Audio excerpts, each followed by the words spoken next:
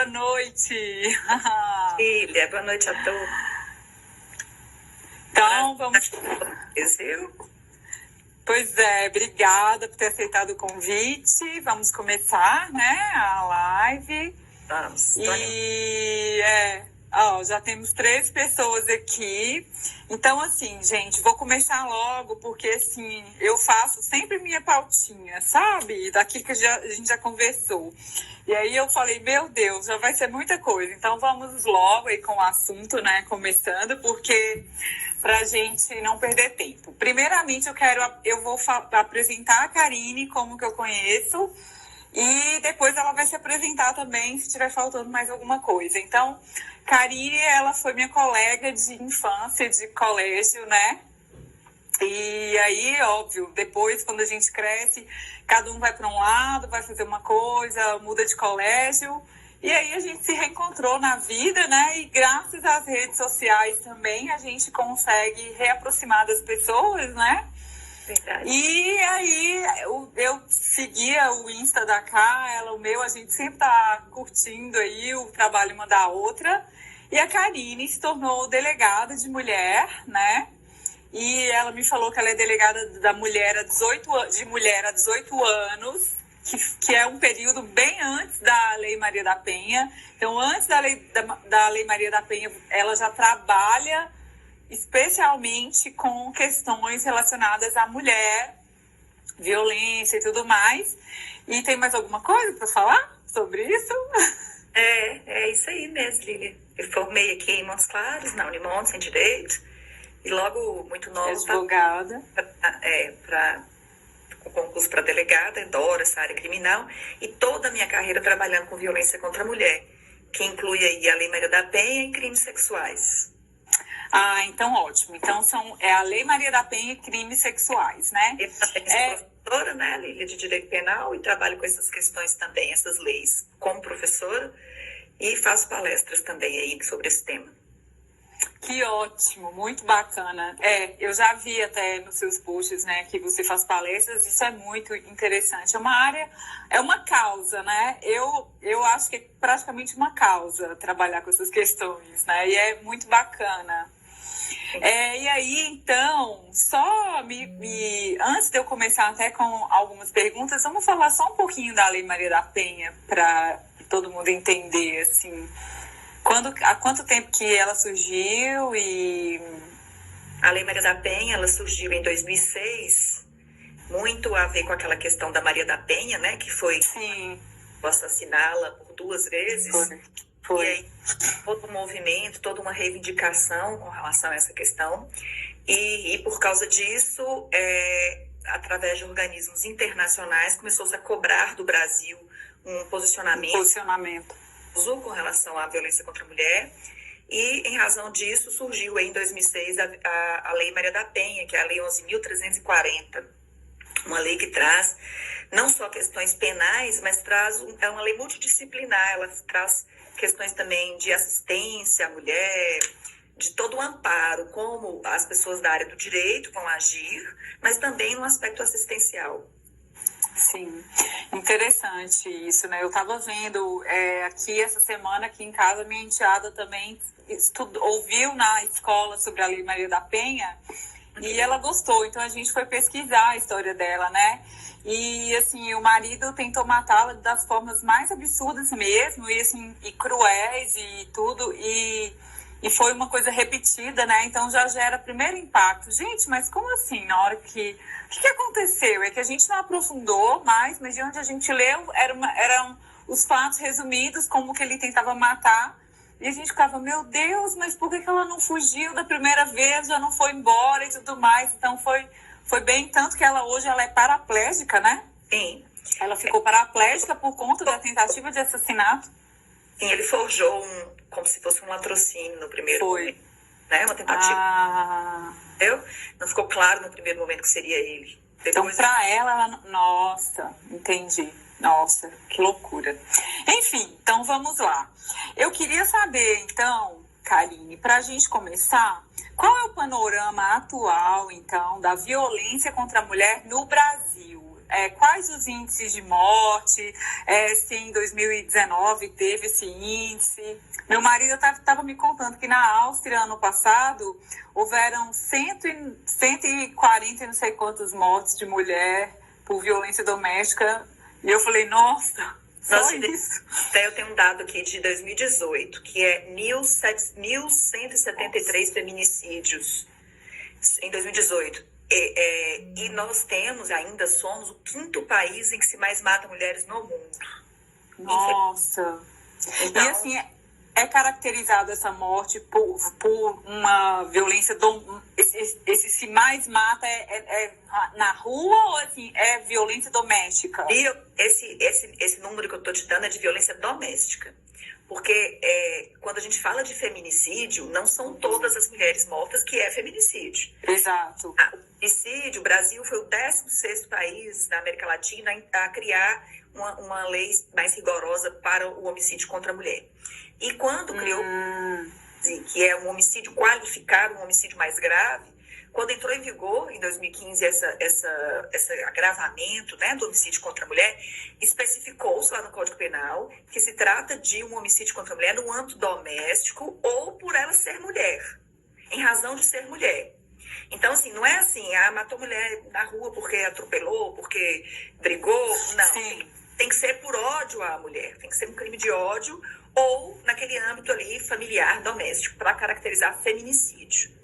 Então, como que se caracterizaria essa questão por ser mulher? Por exemplo, era mais fraca, alguma coisa assim? Violência de gênero, né? Uma violência de gênero, que é aquela violência em que se baseia em entender que a mulher é menos importante, que a mulher é desprezível, que tratar a mulher com menosprezo. Então, tem que ter esse cunho, assim, tem que ter esse aspecto para caracterizar uma violência de gênero e para cair tanto na Lei Maria da Penha, para se enquadrar tanto na Lei Maria da Penha quanto no feminicídio, que não está dentro da Lei Maria da Penha, mas que tem uma perna aí, vamos dizer assim, na Lei Maria da Penha. Por quê? Porque o feminicídio, das motivações aí é a violência doméstica, que vai caracterizar. Ficou claro? Então, assim, não é toda a morte contra a mulher que será feminicídio. É aquela violência em que o homem estava ali imbuído de um ódio por ela ser mulher, de uma disputa com ela, tratando-a de forma desprezível, assim, como algo de menos importância, como uma pessoa de menos importância, de menos valor. Exato. Interessante o que você está falando aí, gente. Eu queria já lembrar todos nós, mulheres, né? Isso aconteceu comigo ano passado. Eu passei por por 2 vezes eu passei por uma situação de estresse no trabalho em que um enfermeiro, o lugar onde a gente trabalhava era pequeno, estacionamento, e às vezes os carros ficavam um na frente do outro. E às vezes eles não conseguiam, ou batiam, não me encontravam claramente, assim, demorava um pouquinho, uns minutos. E ele vinha com ódio, assim, e foi, assim, interessante. A segunda vez que isso aconteceu, eu percebi claramente que era o fato de eu ser mulher, que ele gritava, xingava, esbravejava, me chamou de vaca, sabe, assim, palavrões. Nitidamente era o fato de eu ser mulher, porque se eu fosse um médico, ele jamais faria isso com um médico homem, entendeu? É isso aí. Então, precisa enxergar esse panorama aí para a gente detectar que é violência de gênero. Exato. Ótimo exemplo. Então, assim, eu assim, como eu sou da turma do diálogo, né, eu fiz uma reclamação para minha gerente, tudo, e falei, olha, se vocês não tomarem providências, eu vou para frente com isso. E isso não pode repetir, eu não aceito que isso repita no meu ambiente de trabalho. Ele está me ofendendo porque eu sou mulher, ele está ganhando força porque eu sou mulher. E aí a gente sentou, reunimos e dialogamos, e a gente conseguiu resolver aquilo ali, entendeu? Mas assim, e aí ele baixou, porque eu não queria não olhar na cara de um colega de trabalho, né? Mas foi muito desagradável, então eu sentei, nós dialogamos, eu o entendi, o desculpei, ele me pediu desculpas e tudo mais, e a gente encerrou. Mas é muito sério, isso imagina, eu já estava imaginando se isso se repetisse, se fosse se repetindo. O que ia acontecer um dia que ele estivesse fora do normal dele, né? Sim. Essa sua atitude é o que eu digo para as mulheres que tem que ser feita. As mulheres precisam se posicionar sempre. Não pode deixar para lá. E se posicionar não é brigar, confusão com você. Exato. Diálogo, não é se masculinizar e entrar no embate, na briga, e deixar de ser feminina, que a mulher mais meiga mesmo, né? Assim, tem essa coisa mais da doçura mesmo, que é feminino, isso, da flexibilidade. A gente não precisa perder isso para reivindicar direitos. Isso é que é interessante das mulheres entender essa medida. Exato. Não precisa perder esse seu lado feminino, essa sua doçura, essa sua postura mais flexível para você exigir respeito. E aí, se todas as mulheres começarem a entender isso e passarem a reivindicar, se posicionar, eu não admito esse comportamento comigo, as coisas vão mudando. Exatamente. Então, assim, repete para mim o índice de morte de feminicídio em 2018, 1000? O número que nós tivemos em 2018, 1.173 mortes de feminicídio especificamente no Brasil. E o Brasil está em 5º lugar mundial. Mundial de violência contra a mulher. E quando a gente vê que demorou para ter uma lei mais severa, né? Que foi em 2015, foi o 16º país na América Latina a introduzir uma lei mais severa para esses crimes. Tá. Então, assim, eu queria saber, Cássia, se você pode fazer para a gente então, uma análise evolutiva, né, desses casos de feminicídio, dessa violência doméstica contra a mulher, antes e depois da Lei Maria da Penha, como está hoje esse panorama e tudo, como que isso é avaliado por vocês? Nós não, como está a lei de feminicídio especificamente, não Lei Maria da Penha. É interessante porque, assim, nós temos, a Lei Maria da Penha é a 3ª melhor lei do mundo no que tange a violência contra a mulher. Ou seja, ela é um instrumento maravilhoso para nós usarmos. Ela é uma lei muito bem elaborada, com previsões muito, muito bem feitas de proteção à mulher, de amparo e medidas protetivas que têm um resultado muito bacana. Só que, mas então por que a violência contra a mulher... Uai é de Minas, viu?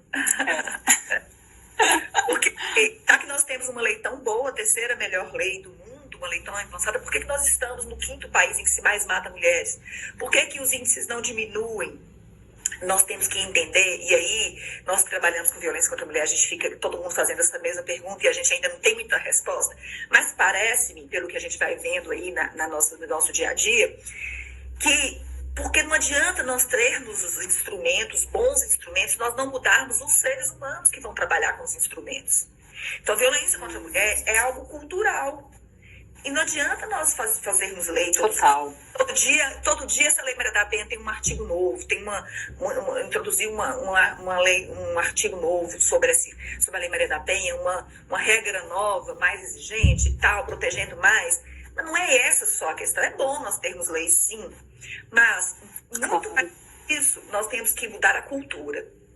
Porque a violência, como é que eu posso te dizer? Nós não tem como dizermos que diminuiu-se aí os números. Pelo contrário, eu estou para te dizer que desde que eu comecei a trabalhar com violência contra a mulher, eu tenho muito mais casos de pessoas procurando delegacia hoje. E aí você me pergunta por quê? Primeiro, nós temos uma questão de violência contra a mulher e cultural muito séria. E não temos aí, nós não temos mudança muito nessa perspectiva, não. Quando você fala que sua enteada está tendo aula no colégio aí sobre eu fico super feliz. Minha filha também teve esse tema na escola, violência contra a mulher, e eu fico super satisfeita, porque isso sim vai fazer a mudança. Não são todo dia com uma lei nova. Então, nós não podemos dizer, então, que a Lei Maria da Penha trouxe, ainda não podemos dizer, trouxe uma diminuição. O que nós podemos dizer nesse momento é que a Lei Maria da Penha permitiu que as mulheres denunciassem mais. Então, parece-me que as subnotificações, né, que a cifra negra que a gente chama, as mulheres que não denunciam, que são mais de 55%, em torno de 55% das mulheres não denunciam. Você imagina. Nós temos esse índice altíssimo de violência e nós sabemos que a subnotificação é ainda maior. Ou seja, nós temos 55% aí que não denuncia nem para a família, que não conta para ninguém que está sofrendo violência. Até mesmo porque a violência, às vezes, ela é velada, né? Demora para entender que aquilo é uma violência. E aí, não dá para a gente dizer assim, se aumentou, se diminuiu os números em termos de... Nós podemos dizer, eu posso dizer com certeza que as denúncias aumentaram. Parece-me que a poeira começa a sair debaixo do tapete, sabe? As mulheres hoje não estão aceitando menos e estão denunciando mais. Sim. E aí, então, você foi num ponto que era a próxima pergunta, né? É possível, pela sua experiência, perceber onde tudo começa? E aí eu queria também juntar com essa pergunta, que aí, assim, em que ponto começa a violência contra a mulher em casa? Então, a partir do que se caracteriza já como uma violência e a mulher já tem que ficar atenta naquilo ali? E depois uma outra pergunta, a partir do que ela já pode denunciar? Sim. Entendeu? Então, assim, Sim. Porque eu acho que existe o processo da relação que está ficando violenta, da agressividade do companheiro, e existe a fase em que, olha, isso aqui, né, ultrapassou o ponto e agora eu posso denunciar. Então, qual que é esse limite aí? E exemplifica pra gente, né? Nós sabemos que a violência ela pode ocorrer de forma isolada. Aconteceu ali, perder a cabeça, discutir, teve alguma coisa. Não é nisso que se baseia. A violência doméstica mesmo é aquela violência que vai graduando, que vai aumentando, que vai se tornando mais grave, sabe? Então, parece-me que é assim. Começa ali com a discussão e tem uma ofensa e você permite, porque você tem que se posicionar. É aquilo que eu falo do Excelente. Eu não admito que você me trate assim. Eu não vou admitir mais que você fale dessa forma comigo. Então, é assim que eu acho que as mulheres têm que agir, sabe? Não é com grito, não é com vibe, não. É numa forma firme e bem, uma postura bem firme nesse sentido. Eu não admito passar por esse tipo de coisa. Então, você não fala mais assim comigo e vai se posicionando. E se preciso for, logicamente, esse relacionamento não vai poder continuar. Se a pessoa não entender que ela não vai poder ser violenta, é preciso uma atitude mais drástica. Não se pode admitir que isso vá uma crescente e você vai deixando, porque eu tenho que ceder. A gente tem que ceder para muitas coisas numa relação, mas não para atitudes violentas. Então, começa a te chamar de gorda, começa a falar que você não se bem, começa a te menosprezar. E quando eu falo isso, é porque nós temos muito mais homens fazendo isso com as mulheres, mas tem mulheres que fazem isso com os homens também. Sim. Do que mulheres. E segundo, porque os índices é muito mais alto que violência praticada por homens contra as mulheres. Então, começa assim, num nível assim, de críticas acirradas, de críticas, primeiro críticas muito veladas, depois críticas na frente de todo mundo, começa a humilhar a mulher na frente das pessoas, começa a tratar mal, e daí começa. É nesse momento que a mulher precisa se posicionar. E aí, a Lei Maria da Penha traz lá no artigo 7 os tipos de violência contra a mulher. E diz violência psicológica, violência moral, vou explicar para vocês a diferença, violência física, patrimonial e sexual. Ótimo. A violência moral é aquela questão da injúria, difamação, calúnia, que é quando o homem começa a difamar a mulher para os amigos, para a família, quando ele xinga a mulher, que é crime de calúnia, quando você ofende a mulher, a sua honra subjetiva, né? Ofende a pessoa, dá a ela uma... Nossa, sensacional. Moral. Temos também a violência psicológica, que é difícil tipificar como crime. Por isso que você faz uma pergunta boa, assim. Ainda que tenha, às vezes, um motivo ali de separação, de até mesmo uma medida protetiva, às vezes é difícil tipificar como crime para que ele responda ao processo criminal. Ninguém fala sobre isso. Mas a violência psicológica, às vezes, é difícil a gente tipificar. Porque, assim, se for uma coisa velada, se for uma coisa, assim, nas entrelinhas, fica difícil da gente entender isso como injúria. E a injúria que vai ser crime, entendeu? Então, assim, às vezes a gente tem uma violência ali nas entrelinhas, que a gente pode tomar umas outras providências, por isso que a Lei Maria da Penha, ela não é apenas criminal, ela te dá outras formas de lidar com a violência contra a mulher, que é uma violência diferente das outras violências. E, então, a gente tem essas outras formas de lidar justamente por isso, porque nem tudo a gente consegue tipificar como crime. apesar de merecer uma medida protetiva de afastamento, apesar de às vezes ser necessária uma intervenção, um apoio, sabe? Mas nem sempre nós vamos colocar isso como um crime que vai, nesse caso, responder a um processo, entende? Então, muitas vezes fala, violência, violência psicológica, é crime. Sim, é violência psicológica e a gente precisa se posicionar com relação a isso e tomar alguma atitude. Mas, às vezes, a gente não consegue tipificar como crime. Então, uma coisa interessante sobre a questão da violência psicológica, que eu acho que ela acontece das formas mais subjetivas. Eu fiz outro dia uma postagem, até está nos meus destaques, eu fiz eu deixei salvo nos meus destaques, onde eu escrevi no título Machismo em Casa, que tem na presença do machismo nas relações, às vezes há essa violência psicológica, né? E às vezes isso começa muito camuflado. Então, assim, foram algumas seguidoras minhas inbox me contar as histórias delas. Eu falei, gente do céu, mas isso é comum demais. Fiquei assim, chocada com homens que a mulher começa a sobressair, começa a brilhar. Teve uma seguidora que falou, olha, eu fui trabalhar com meu marido e eu comecei a me sair melhor que ele ficou super irritado com isso, e ele deu a seguinte dica, mas por que você não vai para casa e cuida dos nossos filhos, porque eles estão precisando de você. E aí o cara foi na culpa, né, que a mãe, eu brinco, mãe, você nasce, a culpa nasce junto com você. Então, tudo a mulher já tende a se sentir culpada. E aí ele falou, não, mas seus filhos estão precisando de você, eu acho melhor. Ela percebeu, inclusive, que ele não estava gostando do fato dela estar indo muito bem.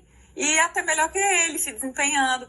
Daí em diante, tudo que ela tentou fazer para trabalhar, ela criou um trabalho em casa, começou a fazer uma feira, todo mundo se interessava, tudo que ela fazia, todo mundo se interessava, era muito legal. Só que ele sempre foi estourando os balõezinhos dela, de forma que ela desistiu de trabalhar, de tentar qualquer coisa, inclusive na casa dela, quer dizer, e assim, por uma persistência em desestimular, entendeu? Talvez isso não seja uma violência psicológica, mas provavelmente eu imagino que se ela tivesse insistido, teria chegado nesse nível de violência, porque o homem, quando ele não suporta que a companheira dele esteja crescendo, brilhando, e aí entram milhares de coisas, né, Cá?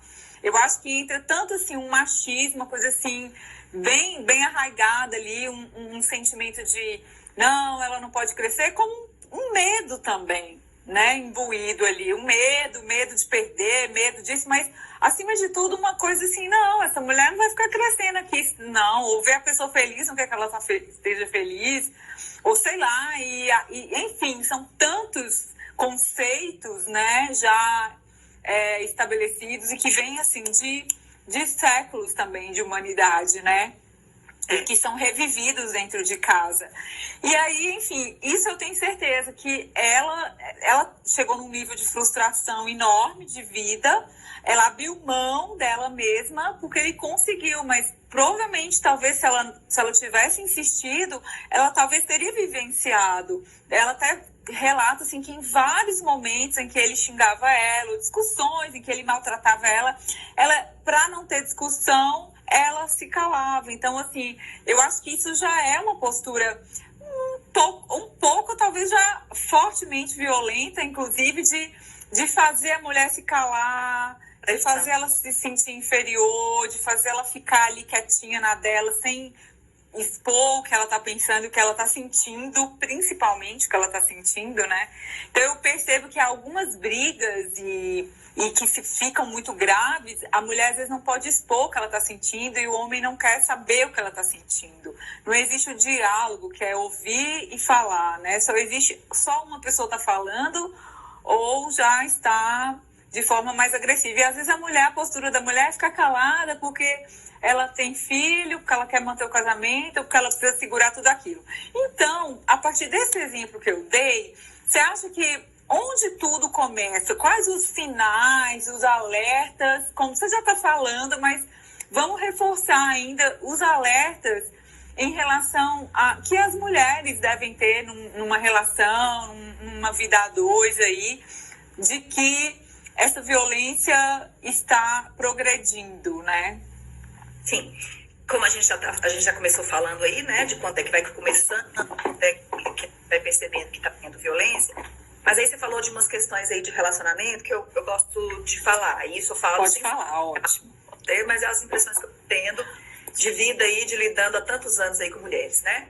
E inclusive também da minha experiência pessoal. Eu percebo também que temos aí uma disputa desnecessária que vem surgindo aí entre homens e mulheres, que eu acho que não é por aí, sabe? Eu penso que a gente não tem que acirrar esse embate com os homens.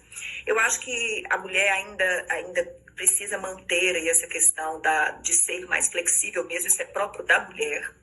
O homem é mais embrutecido mesmo, dizer assim. Isso não quer dizer que ele tem que ser violento, mas vamos colocar entre aspas, mas ele tem menos jogo de cintura. Então, eu acho que é preciso a gente ter paciência também com esse outro lado e não radicalizar. Porque ficar embatendo, né? Você tá entendendo? Porque você não pode fazer isso comigo?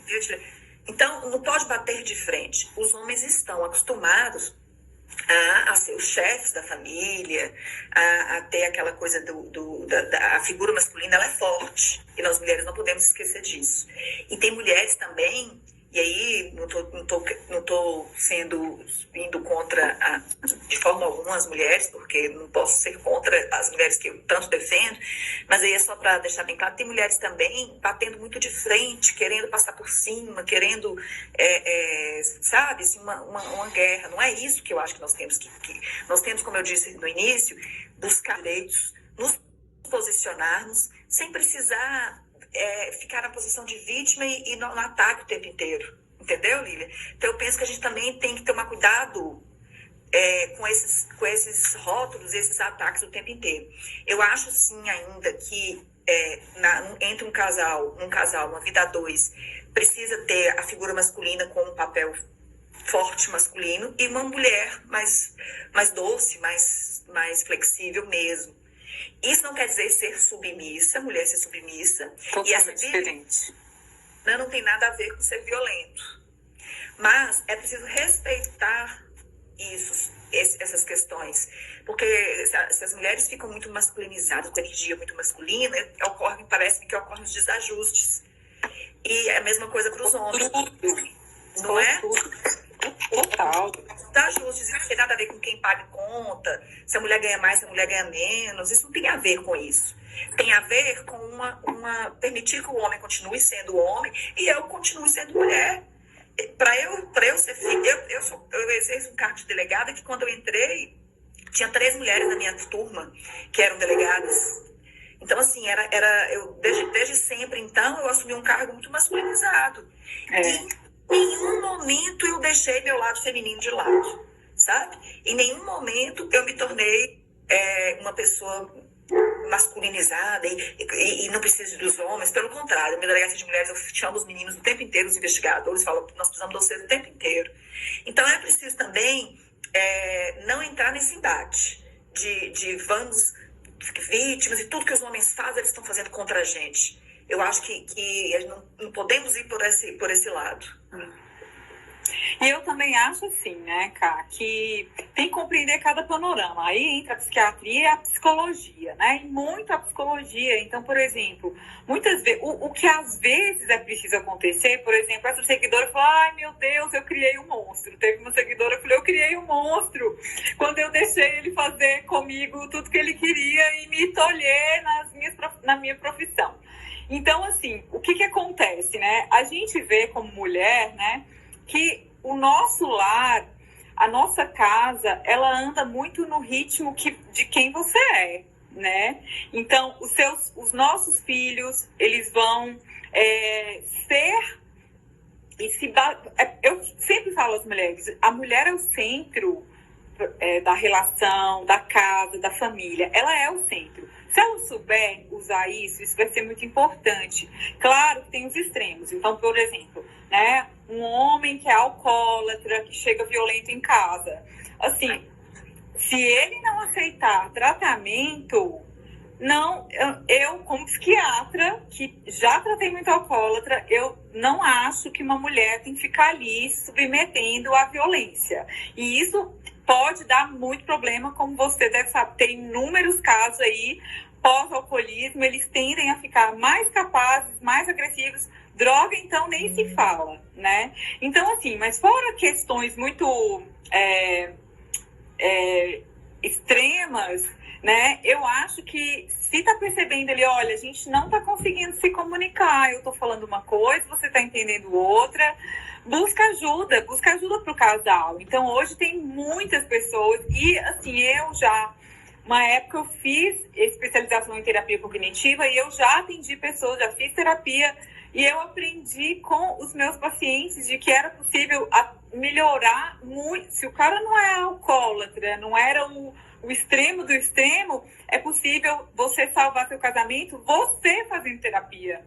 Porque você muda o seu comportamento em casa, o seu padrão de comportamento, a sua passividade. Inclusive, os meus pacientes mudavam às vezes não era nem diálogo, era com atitudes. Eles não precisavam nem dialogar muito. Elas mudavam as atitudes dela e as coisas mudavam em casa. Então, assim, é isso que você falou. A mulher encontrando sua feminilidade e conectando com isso, ela vai conseguir resolver muitos problemas mantendo o feminino dela. Então, por exemplo, o que é do feminino, né? O feminino é o que nutre, é o amor, é o que nutre e é o que compartilha, né? Isso é o feminino. Então, o masculino é o agressivo, é o que briga, é o que é muito forte, é muito objetivo. Erra, né? E o feminino é o que é o subjetivo, que está no campo do amor, da ternura. E os dois são muito importantes, essa conexão. Você levar um pouco disso para o outro e receber um pouco do outro, mas essa nutrição que tem que ter dentro de casa, o amor, isso aí é o que você está falando, né? Nas relações. E isso não tem nada a ver com ser submisso, né? Com ser submisso. O que não quer dizer, e é isso eu já às vezes converso com várias mulheres, que em algum momento que cada um se conhecer. O casal tem que se conhecer. Olha, meu marido, quando eu não concordo com uma coisa, ele fica nervoso, eu vou ter que ver com ele, a gente conversar e ver como que a gente vai ter um diálogo, né? Então tem pessoas que falam assim, olha, quando eu tô nervoso, eu não quero discutir. Pronto, eu não quero discutir, né? E aí você tem que aprender o ritmo do outro, assim como o outro também aprender seu ritmo e falar, olha, ficou nervoso. Depois eu vou discutir esse assunto, deixa acalmar primeiro. Mas aí, às vezes, o que a mulher quer fazer? Não, não gostei disso, o que você quer, o que você tá fazendo? Então, começa aquela briga, né? Então, isso aí também é uma arte, um exercício. Mas não justifica, obviamente, uma atitude que... O que avança? Pra mim, cara, tem 2 limites numa relação. E uma é o que você já falou, xingamentos, né? E às vezes um começa xingando o outro e o outro, o homem começa xingando a mulher e a mulher começa a devolver, xingando. Você não consegue, numa relação onde os dois se xingam, você não vai, assim, aqui que a gente fala, já tá perdendo o respeito. Então, se você perder esse nível de respeito numa discussão, a tendência é que isso vai para um próximo estágio à medida que isso for crescendo, porque xingar é uma agressão verbal. Então, se numa discussão entre o casal eles começam a se xingar, né? E aí, como você falou, ou não, só o homem xinga, mas o negócio está cada vez pior. Aquilo tem que parar ali, porque senão a tendência é que... Porque é uma agressão que sai pela boca e em um momento de raiva e fúria intensa, ela vai sair na mão. Ela vai sair no objeto que você está segurando.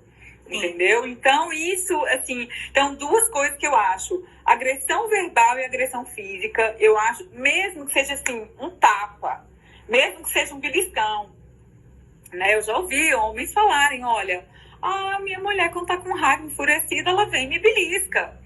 Entendeu? E muitos homens se seguram e você fala, gente, não pode, isso já é um limite no relacionamento. Não é só o homem que não pode, a mulher não pode fazer isso. Os dois não podem, porque isso é perder o respeito. Você perde o respeito, a consideração e depois o amor pela pessoa, né? E aí, quando você fala aí dessa questão do limite, eu penso assim, que é preciso muito esse autocontrole. Quando você fala assim, ele tá nervoso ali, a gente teve um problema ali. Gente, é preciso ter autocontrole para esperar o momento certo de haver aquela conversa. E aí, muita gente não tem esse autocontrole, vai naquele momento, não sabe esperar o momento certo. Isso é muito feminino, aguardar esse momento certo. A mulher tem deveria ter mais ponderação com isso, não porque é mulher, é porque é muito feminino essa questão da flexibilidade. Então, saber esperar aquele momento certo de discutir, eu acho que evita muita agressão, muita briga. Pior, porque você vai falar no momento que está mais calmo, que já está tudo... Com certeza, evita. Então, isso aí eu achei super importante. O problema, o contrário também, que todas as vezes o cara vem, briga, xinga, agride, e a mulher só cala, ela não fala nada. Tem que esperar o momento certo de falar. Exatamente. Né? Não é calar e aceitar aquilo. Às vezes, esperar aquilo ali, depois, vou me posicionar, aqui que você fez ontem ou antes de ontem, eu não vou admitir. Entendeu? Sair daquele momento que pode gerar uma situação mais grave. E aí entra uma outra coisa, cara, que é essa questão da terapia, sabe? Da psicoterapia, onde a mulher pode pedir ajuda de falar assim, olha, eu já conversei, ele não muda, eu já conversei, ele não muda. Então, para ela fazer uma reflexão no psicólogo, que às vezes não é só conversar para o outro mudar. Você tem que mudar de atitude. Provavelmente, e sempre tem, cara, algum padrão de comportamento seu que também está fazendo tudo se repetir, entendeu? Que você precisa começar a mudar, entendeu? Então, e são coisas muito, tipo... se a pessoa é extremamente dependente, se a pessoa cobra toda hora, o tempo todo atenção, isso tudo está gerando briga, está gerando conflitos, está gerando insatisfação, mude em você, mude algumas atitudes, né? Uma outra coisa que eu ia falar também, que era sobre os temas em comum, né, que nós mulheres temos hoje. Então, eu estava te falando que eu assisti um seriado aí, chama Sex Education, é muito interessante porque ele aborda várias questões sexuais, porque um dos meninos, ele é filho de uma sexóloga. Enfim, então são vários temas, é até engraçado, mas uma das coisas que eu gostei muito nesse seriado é que uma professora reuniu várias alunas de castigo e ela falou assim, olha, vocês só vão sair quando vocês fizerem um trabalho, escreverem um trabalho narrando um tema que há em comum entre vocês. E aí elas ficavam assim, você gosta de sorvete? Aí uma não gostava, todo mundo gostava, uma não gostava. Você gosta de não sei o quê? Todo mundo gostava, uma não gostava. Até no grupo tinham até lésbicas e héteros. E aí nem isso era em comum. Então, o que no final elas encontraram em comum? Que todas já passaram em algum momento na vida por algum tipo de assédio sexual. E uma, inclusive, tinha sofrido, estava no ônibus e tinha sofrido uma ejaculação de um cara na perna dela, e achei interessante eles terem levado essa temática, porque isso já aconteceu, né? Isso aqui em São Paulo, a gente já ouviu esse relato, não apenas uma vez, e assim como outros tipos de assédio, de você estar num lugar e a pessoa passar a mão em você, sabe? Ou falarem coisas que te deixem muito constrangida, ou até falar que vai fazer alguma coisa com você e você ter que sair correndo. Outras mulheres que estavam andando num lugar e aí veio um cara estranho e ela teve que correr, porque provavelmente se não corresse aconteceria alguma coisa. Então, todas elas tiveram isso em comum e foi tão interessante que na hora eu pensei, falei, já aconteceu alguma coisa? E já tinha acontecido alguma coisa comigo. Então eu estava num show assistindo, eu era bem jovem, em Montes Claros, no Parque de Exposição, e estava lá de boa assistindo o show e tal, e passou uma fila de homens assim, e pegaram assim, né, nas minhas partes íntimas, e eu fiquei tão assim, paralisada, chocada, que eu fiquei por muitos minutos sem ver o show e falando, gente, isso aconteceu comigo, não acredito. Que horrível, que isso, que aquilo, e assim, e não tinha como fazer nada, porque eles passaram correndo, entendeu? Então, assim, eu imagino, e isso é uma coisa que eu acho que nós, mulheres, também precisamos nos unir e procurarmos ser mais... se colocar mais umas no lugar das outras, né? Porque todas nós passamos, essa é uma causa que eu acho que todas nós, mulheres, deveríamos lutar, porque em algum momento da nossa vida, da infância, adolescência ou vida adulta, a gente passou, e agora, como eu relatei, né? Essa violência que eu sofri no meu ambiente de trabalho por eu ser mulher, em que eu fui xingada de uma forma, assim, absurda, exatamente porque eu era mulher, porque eu não ia ter força para ir no cara e dar um murro na cara dele. Então ele sabia muito bem que eu não teria essa força, que eu já não ia fazer nada com o xingamento dele, entendeu? Então, assim, todos nós, se a gente parar a perceber, e eu acho que a gente tem que perceber isso, porque eu acho que... E aí vem outra coisa, a mulher que nega que está passando por isso, eu acho que ela vai guardando alguma coisa dentro dela que se transforma em um buraco muito grande. E aí eu ia te perguntar uma coisa. Existe a chance de uma mulher que nega os assédios sofrer isso novamente e cada vez mais, como se ela traísse isso para ela, ou não, é só uma impressão mesmo?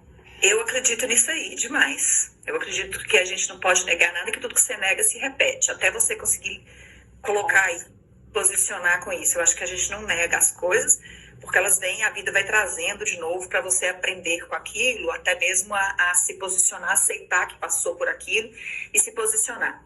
Então, vamos lá. Enquanto a gente estava falando primeiro de violência doméstica, a gente sabe que é um tema delicado, porque a gente lida com pessoas que a gente tem afeto, pais dos filhos da gente. Então, um dos motivos de se manter na relação é porque geralmente são os pais dos filhos, e isso é muito difícil. As mulheres ficam... O motivo principal das mulheres ficarem em relação violenta é por causa dos filhos.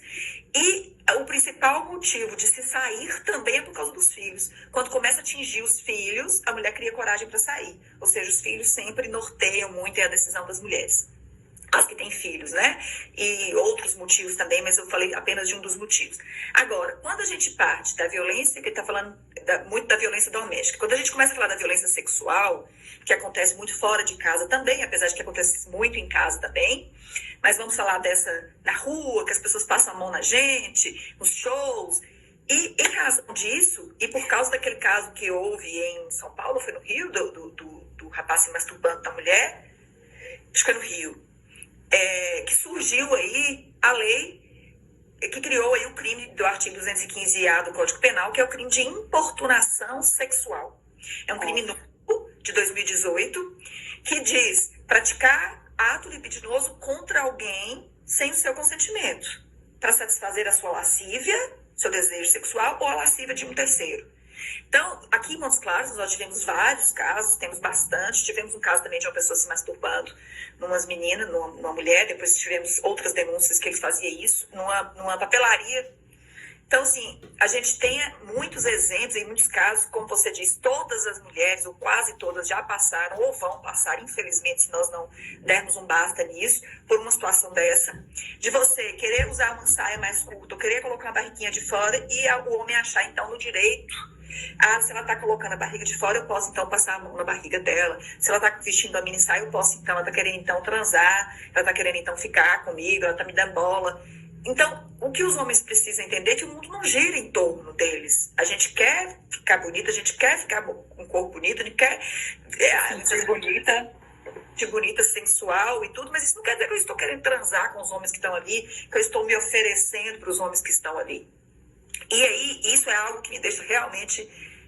eu acho que a gente não precisa ter tantos dedos quando a gente tem uma relação íntima, né? Assim, uma relação que tem afeto. Eu acho que a gente precisa se posicionar de forma mais séria mesmo, de não admitir.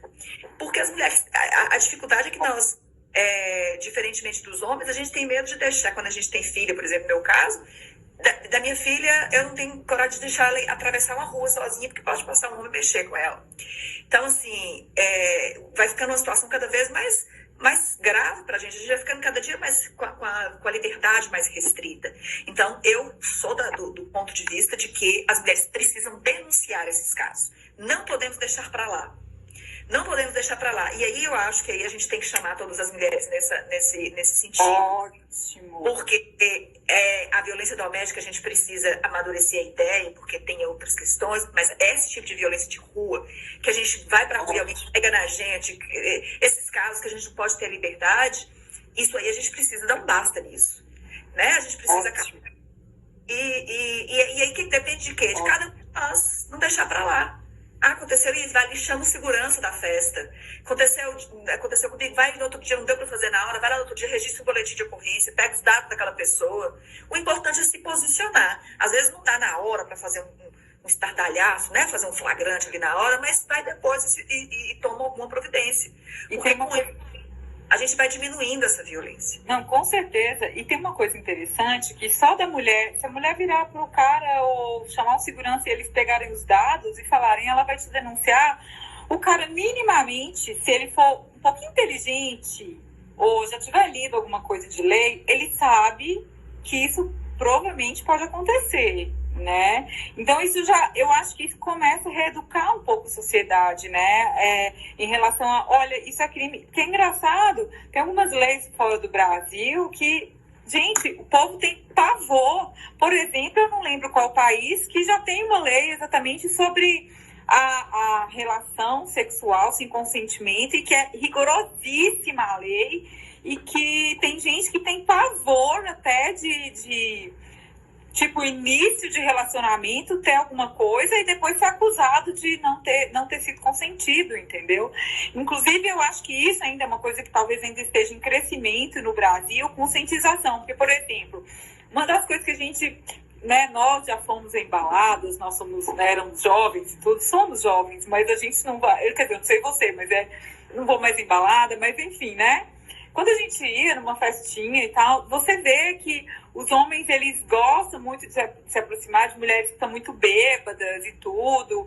E nos Estados Unidos, como eu estava te contando, numa universidade, eu não lembro qual, não sei se foi em Harvard, mas teve um caso de uma estudante que estava completamente bêbada e foi levada para um quarto de outros estudantes, que eles a violentaram, abusaram dela sexualmente e tudo mais, e ela não conseguiu se lembrar, e no outro dia foi horrível, mas de alguma forma ela soube o que aconteceu e depois ela foi denunciar. Foi uma confusão isso, porque foi sem consentimento, ela estava bêbada, e aí lá foi todo mundo tentar provar isso, né? Então, o que você pode aconselhar para as mulheres em relação a esse não consentimento, a isso, né? Tá num lugar, numa festa, o cara pegar ali na bunda dela, no seio, tentar agarrar a mulher, tentar beijar. Agora, ótimo, vem carnaval aí pela frente, né?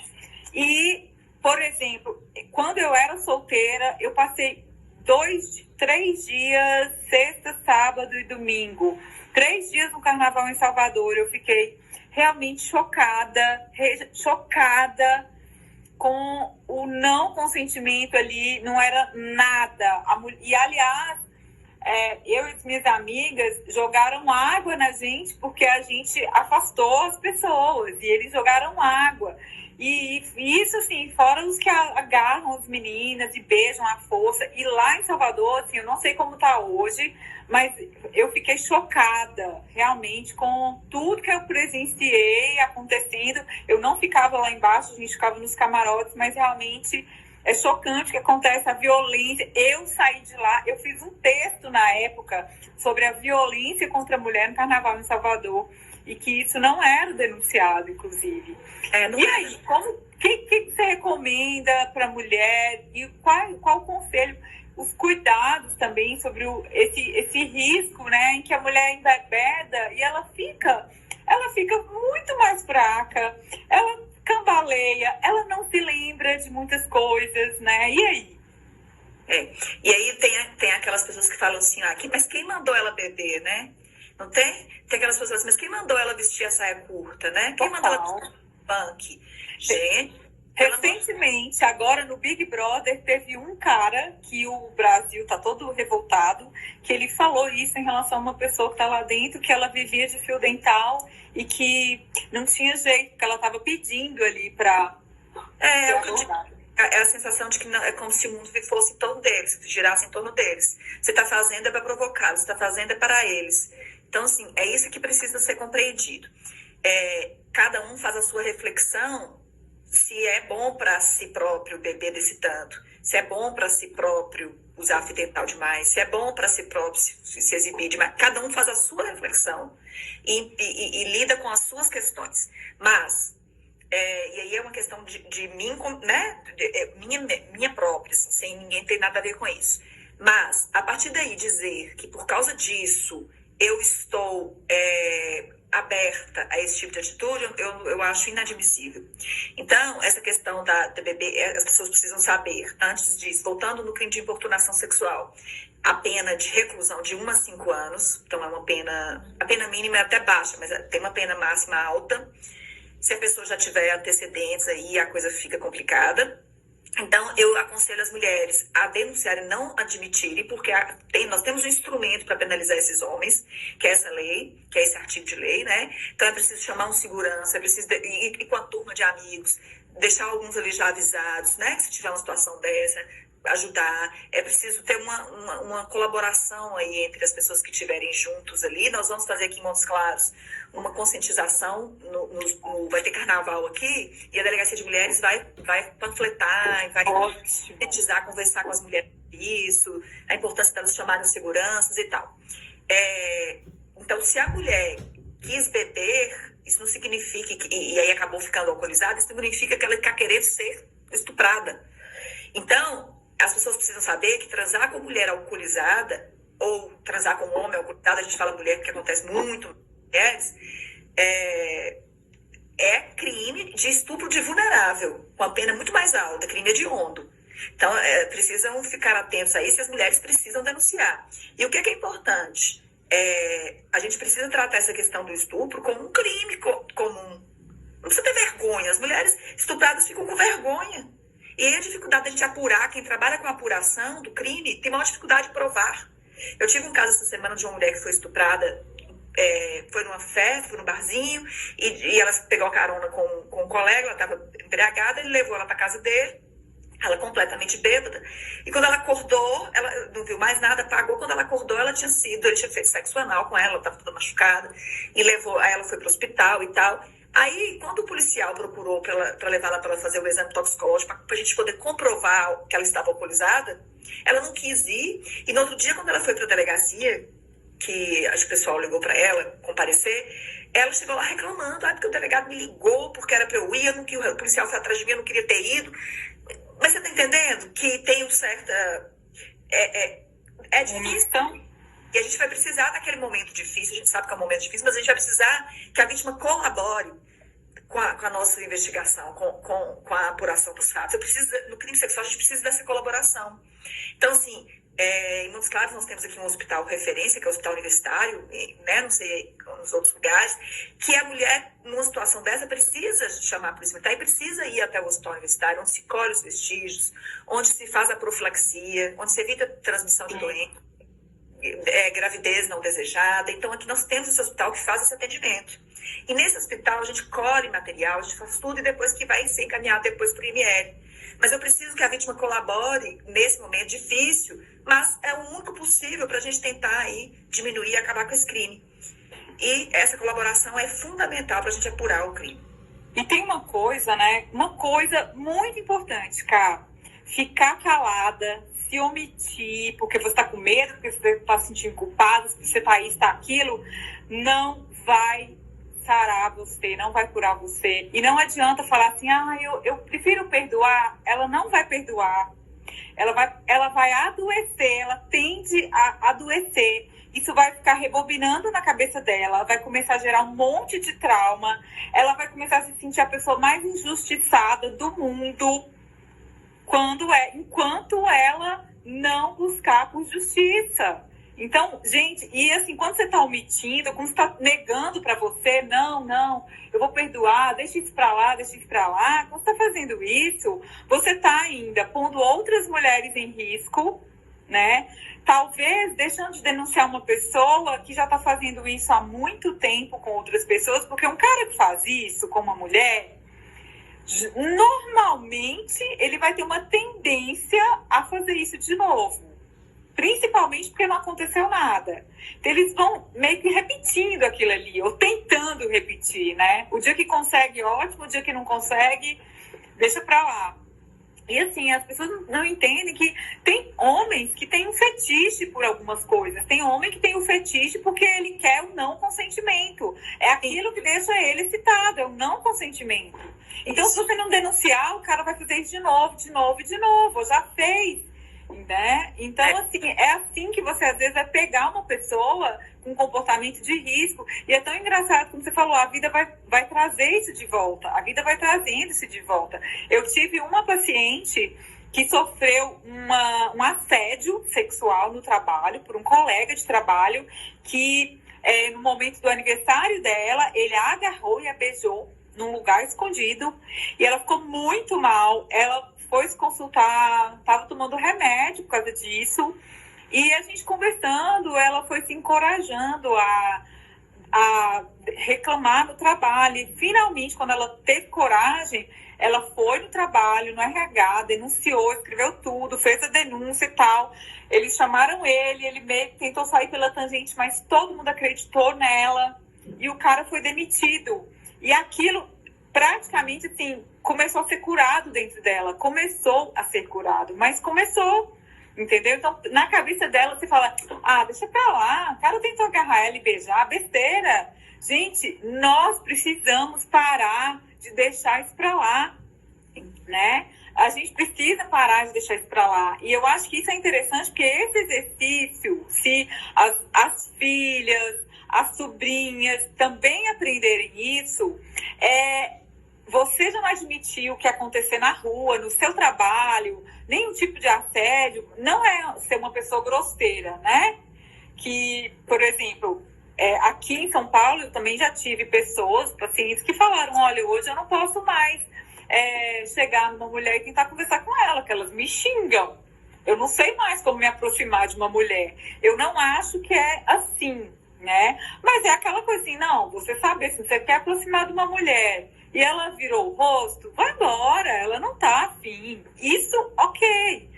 Mas, por outro lado, as mulheres também não podem também...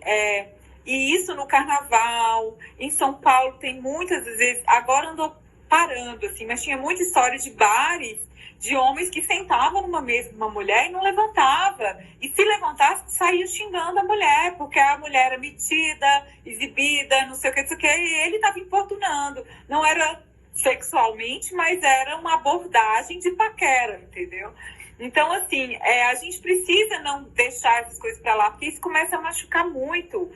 Você começa a se sentir humilhada, você passa a se sentir, assim, injuriada mesmo, né? Injustiçada. E isso, às vezes, dependendo do nível, vai remoendo em você. Então, isso que eu tô contando, esse tipo de acontecimento, isso cura também se fazendo justiça, né?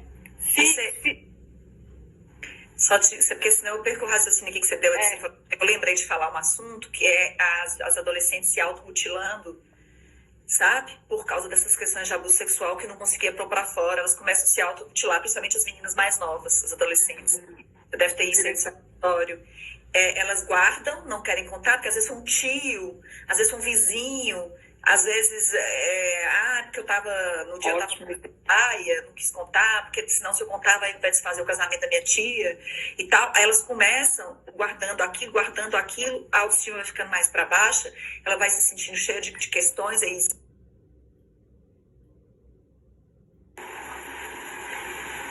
Gente, caiu porque deu 1 hora de vídeo, né? Eu vou esperar a Karine entrar aqui de novo, só pra gente finalizar, porque, gente, a conversa tava muito interessante, né? Cá, tô te esperando, viu? Isso, caiu, porque já deu 1 hora já. Mas aí a gente finaliza agora.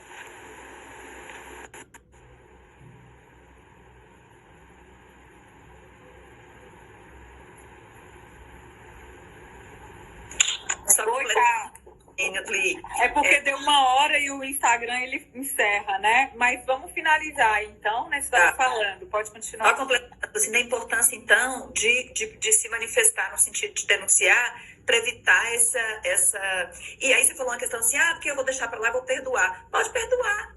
Perdoar não significa não tomar providências, né? Você pode ficar em paz com isso, com você mesma, mas eu preciso tomar providências. Quando a gente se posiciona, e isso serve para tudo, relação marido e mulher, relação com amigos, com vizinhos, com parentes, e com pessoas que te feriram, que cometeram crime contra você, você pode perdoar, ficar bem a partir dali, não mais ter contato com aquela pessoa, mas ficar bem com aquela situação, com aquela pessoa. Mas precisa ser tomadas providências, até mesmo para evitar que ele faça isso com outras pessoas, como você mesma disse. Então, eu gostei muito da sua fala nesse sentido. Exato. Bom, deixa eu ver se tem mais alguma coisa que eu queria falar. Seria assim, quais os conselhos e como a mulher pode se proteger? Existe alguma forma que vocês pensam assim, se a mulher fizer isso e tal, mais algum conselho para a mulher se proteger contra a violência doméstica? Li, eu não posso deixar de falar que, para mim, a principal meio aí das mulheres, da gente tratar dessa questão da violência doméstica, é das mulheres da busca do autoconhecimento. Não posso deixar de falar sobre isso, porque esse é o ponto de partida. É só a partir daí que elas vão conseguir ficar o tal do empoderamento, A partir do momento que se autoconhece, que busca a sua verdade, e aí a gente vai conseguindo, a partir daí, diminuir essa tolerância aí com relação à violência contra a mulher, porque a gente sabe que a gente não se tolera a violência contra idosos, não se tolera a violência contra a criança, mas a violência contra a mulher se tolera. Mas por que se tolera? Porque tem uma mulher, naquela relação adulta, que acaba aceitando aquilo porque não tem autoconhecimento, porque não tem amor próprio, porque não tem autoestima. Então, eu acho que é tudo isso assim que a gente precisa analisar, essa busca aí de melhorar a autoestima individualmente feminina, passar a entender que esse desespero para ter um companheiro, para ter um homem do lado, não vai resolver, né? Muito pelo contrário, vai afastar, vai trazer pessoas ruins. Então, quanto mais você se melhora com a pessoa, mais você se conhece, quanto mais você se medita, quanto mais você reflete, quanto mais você lê, quanto mais você se melhora, melhores pessoas você atrai para perto de você. Então, assim, né, gente, a Karine, que é uma delegada de mulher, acaba que você tem que ser muito psicóloga também, né? Você acaba entendendo muito do comportamento, do psicológico das pessoas. E provavelmente esse deve ser o perfil que você vê. A mulher que chega já massacrada, com sequelas de violência doméstica, que resolve denunciar, às vezes é uma mulher, pelo que às vezes eu acho, ela já passou por muita tolerância a vários cenários em que ela viveu de violência, né? E às vezes eu queria só até complementar uma coisa que você falou lá atrás. As mulheres que ficam em casa por causa dos filhos, né, que toleram a violência doméstica para não se separar, para não desfazer a família, em nome dos filhos, eu coloco aspas, porque assim, é o medo mesmo da sociedade de encarar, porque há séculos nós temos histórias de mulheres criando filhos sozinhas, enfrentando sociedade, trabalhando, às vezes de casa em casa no trabalho, e criando muito bem os filhos, e às vezes melhor do que criaria com um homem violento dentro de suas casas. Os meus pacientes cujas mães foram tolerantes e não se separaram e eles presenciaram violência doméstica, muito pelo contrário, eles reclamam de terem vivido debaixo de um teto violento, né? Então, a gente não vamos nos enganar. violência dentro de casa é extremamente repugnante para os filhos, né? E em algum momento, o ideal é que a mulher encare isso de frente e resolva isso, né? Eu sempre sou a favor de tentar salvar o casamento, mas na base da mudança, né? Então, você muda primeiro. Se o outro não mudou e está completamente, até ficando violento em relação às suas mudanças, é hora de finalizar. Acabou, né? Você mudou, você dá oportunidade para o outro mudar e mudar o comportamento e te aceitar melhor como você é para você, e ali não teve jeito, a violência ou a agressividade continua, e verbal, inclusive, né? Que eu acho que o cara que tá xingando uma mulher, humilhando, isso tem muito, né, cara? O cara fala mal dela na frente de todo mundo, humilha mesmo, né? Eu acho que, e se isso tá acontecendo há muito tempo e não acabou, já acabou o amor, né? Então, eu acho que a gente tem que repensar muito isso e ter esse cuidado, passar a denunciar, prestar mais atenção, orientar as filhas e as adolescentes em relação a isso que você tá falando, né? Dessa questão do não consentimento, como que você chama? O assédio na rua? Como que você chama? Do assédio sexual na rua? Na verdade, as pessoas usam esse termo assédio, pode ser usado, porque tem um crime assédio sexual patrão com subordinado, que as pessoas confundem um pouco. Mas pode ser usado também esse termo, ainda que tem o nome, né? Pode ser usado esse termo assédio. E aí, gente, um recado pro carnaval, né? Todo mundo, São Paulo tem carnaval de rua, Salvador, Bahia, Nordeste, Rio de Janeiro. Vamos ter cuidado, né, com o que acontece. Não andar sozinha, mulher, né? E às vezes tá sozinha, leva o celular, tá acontecendo uma coisa estranha, eu falo, liga o celular, coloca um gravador, alguma coisa, sei lá, um vídeo, ou liga para alguém, deixa a ligação acontecendo, manda um pedido de socorro, sempre tem uma localização, alguém sabe onde você tá. Uma pessoa, quando beber muito, pedir a ajuda das amigas, ficar de olho. Se tiver alguns homens engraçadinhos ali por perto, sai de perto, né? Evita. Ou já fica preparado todo mundo ali, vigiando, né? E é isso, assim, ainda é muito difícil essa luta da violência contra a mulher, né, Cá? Porque às vezes a mulher fala uma coisa, olha, não gostei disso. O homem acha um absurdo que a mulher venha falar com ele que ela não gostou do que ele fez, sabe? Assim, não a conhecendo nem nada, eles já acham que aquilo é a própria humilhação, assim. Então, é muito sério. E essa questão no Brasil ainda é uma questão que tem muito que avançar, muito que evoluir, mas eu entendo que vai evoluir a partir de duas coisas. Nós, mulheres, não permitirmos viver isso mais, né? Tanto nessa questão da importunação, do assédio sexual, do assédio em rua e tudo mais, quanto dentro de casa. E a segunda coisa, ensinar para os filhos, né? Para os meninos e para as meninas. Para os meninos, o respeito, né? Então, assim, tem muita situação de machismo. Por exemplo, eu tenho vários pacientes ainda que... Eu tenho paciente que ela é a mulher da casa, tem mais tipo 2, 3 filhos, homens, e o marido. E ninguém faz nada, todo mundo lá querendo que ela sirva todo mundo e ela doente, entendeu? Então, quem que criou essa situação? Porque você cria um filho, e aí você não vai ensinar ele a lavar um prato, lavar uma vasilha, ajudar a arrumar a casa porque ele é homem? Então, assim, nós temos muito que mudar também, né? Em relação a conceitos, é o que a gente está ensinando para os nossos filhos, seja homem, seja mulher, sobre divisão de tarefas em casa, isso já ensina, sobre respeito a uma opinião feminina, né?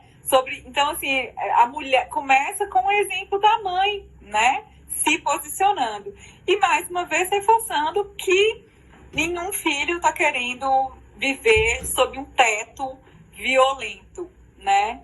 E não adianta as mães darem essa desculpa, que realmente é uma coisa que não faz bem para ninguém. Verdade. Então tá, Cá, queria te agradecer Adorei. Foi muito bacana, eu também adorei, mas pra frente a gente volta aí de novo, falando de outras coisas. Obrigada por tudo, por ter vindo aqui hoje à noite, né? A gente acaba abrindo mão um pouco da família e tudo mais, mas eu espero que o pessoal que assista, que ainda vai assistir, vai ficar 24 horas, que eles aproveitem bastante o conteúdo, as mulheres,